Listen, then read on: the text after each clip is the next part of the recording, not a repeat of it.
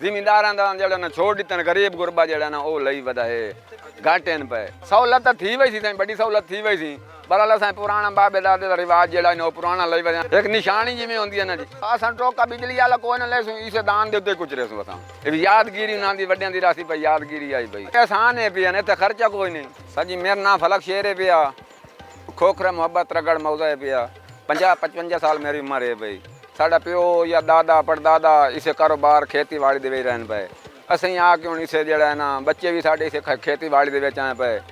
डंगर असां रखे हुए ना, उन्हां दी मेहनत मजदूरी करने अल्लाह पाक रोज़ी जड़ा ना बच्चियां दी दे देंदा है।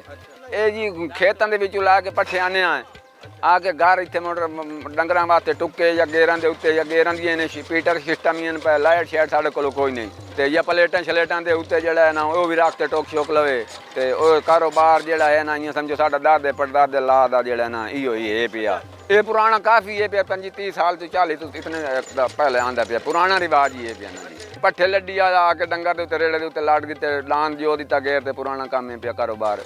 ये जी कोई नहीं रेड़ी पट्ठियां दी होंदी साडे 8-10 डंगर होंदे न, 30-35 मन होंदा जड़ा ना वजन साडा दान दा, वो घंटे सवे दे विच जड़ा ना कट देंदा है। ये आसान है जी।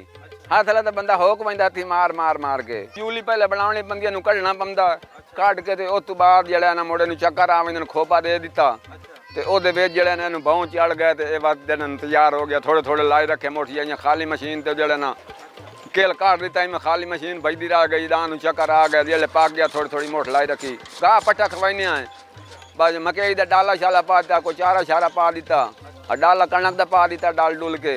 जिथे बिजली दा इंतजाम कोई नहीं उत्थे जड़े ने चल रहे हैं, नाल स्कूल ही कोई नहीं, बस बच्चे पढ़ाइए ते देहात दा इलाका है पिया।